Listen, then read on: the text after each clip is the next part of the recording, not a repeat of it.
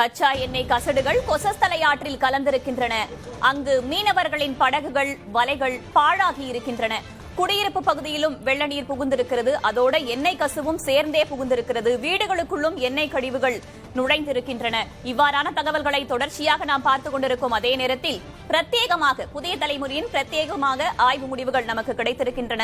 எண்ணூரில் அபாயகரமான அளவை தாண்டி கடல் மாசடைந்திருப்பது அந்த ஆய்வு முடிவுகளின் மூலமாக தெரிய வந்திருக்கிறது. புதிய தலைமுறையின் சூப்பர் எக்ஸ்க்ளூசிவ் தகவல்களாக நாம் அதனை பார்த்துக் கொண்டிருக்கிறோம். இந்த விவகாரத்தை ஆரம்ப முதலே பின்பற்றி வந்த செய்தியாளர் பாலவெற்றிவேல் தற்போது நம்முடன் இணைந்திருக்கிறார். அவரிடம் பேசலாம். பாலவெற்றிவேல், இந்த மழை முடிந்து எண்ணெய் கழிவுகள் அங்கு கலந்தது முதலே ஆரம்பத்திலிருந்தே நம்ம தொகுப்பாகவும் செய்தியாகவும் நேரலையாகவும் தொடர்ச்சியான தகவல்களை கொடுத்துக் கொண்டே இருந்தோம்.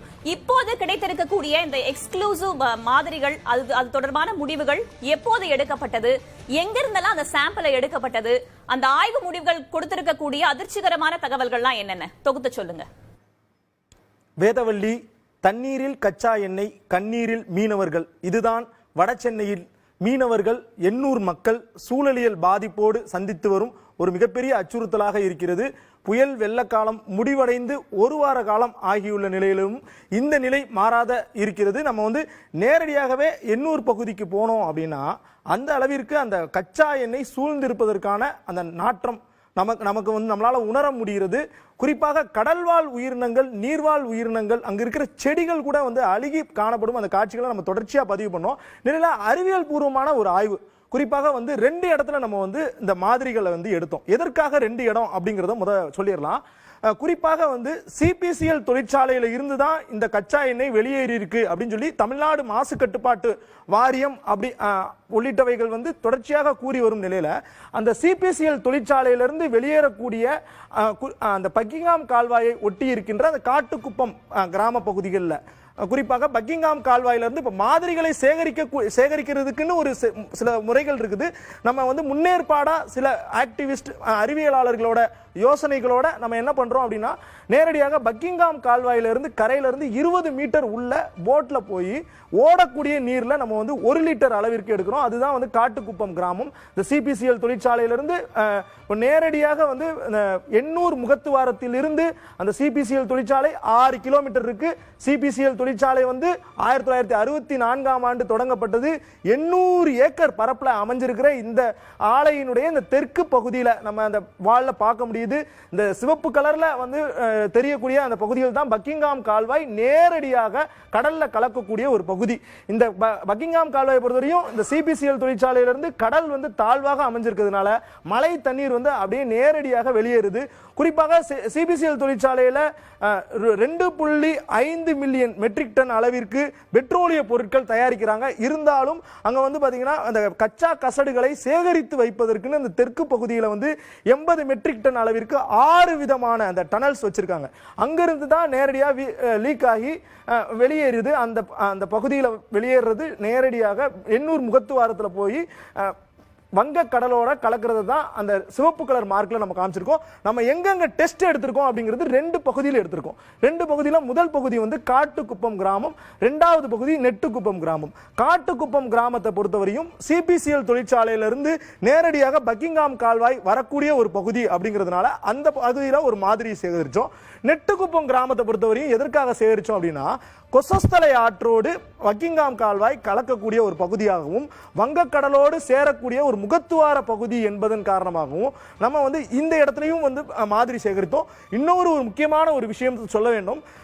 காட்டுக்குப்பத்துக்கும் அந்த நெட்டுக்குப்பத்துக்கும் இடையில தான் தமிழ்நாடு அரசு சார்பாக தடுப்பான்கள் பூம்ஸ் அமைக்கப்பட்டது. அந்த தடுப்பான்கள் சரியாக செயல்படுகிறதா இல்லையா என்பதை ஒரு விதமான ஆய்வு மேற்கொள்வதற்காகவும் நம்ம நெட்டுக்குப்பத்தில் எடுத்தோம். இந்நிலையில இந்த 2 மாதிரிகளோட முடிவுகள் புதிய தலைமுறைக்கு வந்திருக்கிறது.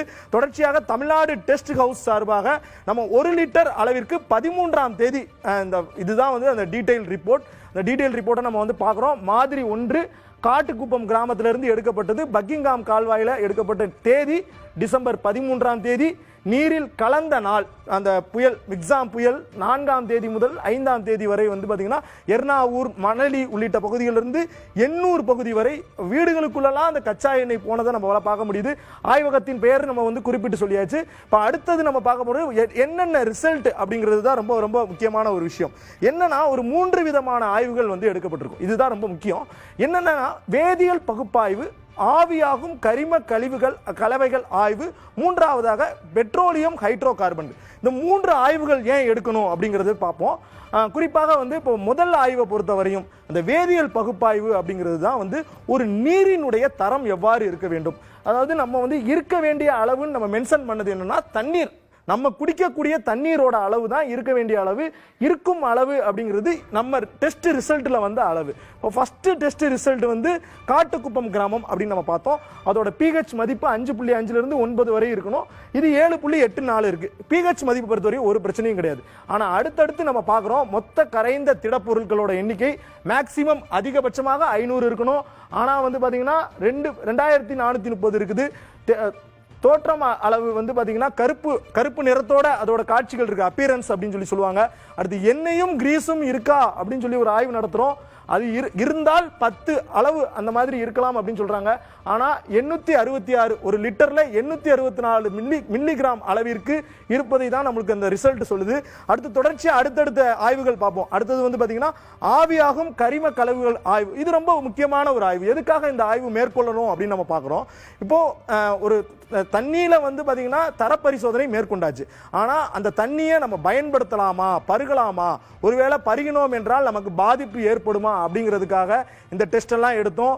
இதுல வந்து என்னென்ன கொடுத்திருந்தாங்களோ அது எல்லாத்துக்கும் அதிகமாகவே வந்து அதோட ரிசல்ட் வந்ததை தான் நம்மளால வந்து பார்க்க முடிஞ்சது.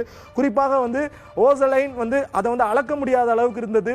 ஸ்டெய்ரின் அளவும் அதிகமாக இருந்தது. எத்தின் பென்சில் அளவும் அதிகமாக இருந்தது. குளோரோஃபார்ம் அளவும் அதிகமாக இருந்தது. பென்சின் அளவும் வந்து பாத்தீங்கன்னா 2 இருந்து 3 மடங்கு வரையும் அதிகமாக இருந்திருக்கிறது. டோலோயின் அதோட அளவும் வந்து பாத்தீங்கன்னா நிர்ணயிக்கப்பட்ட அளவோட, அதாவது 1 லிட்டர் தண்ணியில வந்து எந்த அளவிற்கு இருக்க வேண்டுமோ அதை விட அதிகமாகவே அத்தனையும் வந்து பாத்தீங்கன்னா 2 இருந்து 3 மடங்கு அதிகமாக இருக்கிறது தான் நமக்கு ரிசல்ட் சொல்லுது.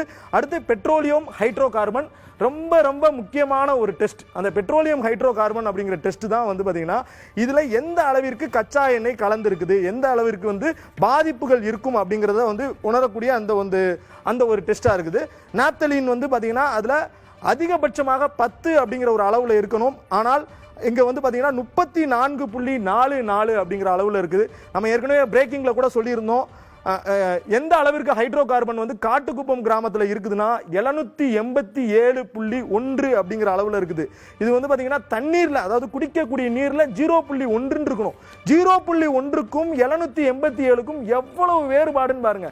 வெறும் 10 இருக்கணும். ஆனா பாத்தீங்கன்னா 3239 இருக்குது. இது வந்து நெட்டுக்குப்பம் கிராமத்துல. ரிசல்ட் எல்லாம் பாருங்க, வெறும் 5 இருக்கணும். ஆனா இங்க 109 அப்படிங்கிற ஒரு அளவுல இருக்குது. கிட்டத்தட்ட இங்க வந்து 20 மடங்கு அதிகமா இருக்குது. அது அனாப்தலின் அதோட அளவையும் பாத்தீங்கன்னா கிட்டத்தட்ட 273 அப்படிங்கிற அளவுல இருக்குது. புளோரினோட அளவும் 50க்கு குறைவாக இருக்க வேண்டும். ஆனா 6 மடங்கு அதிகமா இருக்குது. இப்படி ஒவ்வொரு டெஸ்டிங் அது பேராமீட்டர்ஸோட அளவும் வந்து பாத்தீங்கன்னா குடிதண்ணீரை விட நிர்ணயிக்கப்பட்ட அளவை விட 5 இருந்து 6 மடங்கு அதிகமா இருக்கிறது தான் நம்மளால பார்க்க முடிகிறது. ஆந்த்ராசிஸ் வந்து பாத்தீங்கன்னா 50 இருக்கணும். ஆந்த்ராசின் வந்து 50 இருக்கணும். 67 இருக்குது.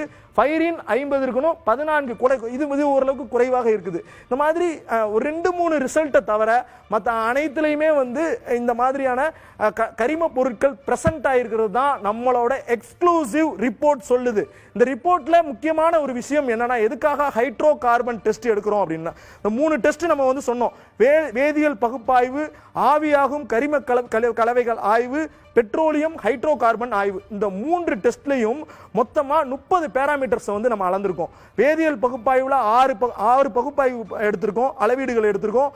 ஆவியாகும் கரிம கலவைகள் ஆய்வுல 8 எடுத்திருக்கோம். பெட்ரோலியம் ஹைட்ரோ கார்பன்ல மொத்தம் 16 எடுத்திருக்கோம்.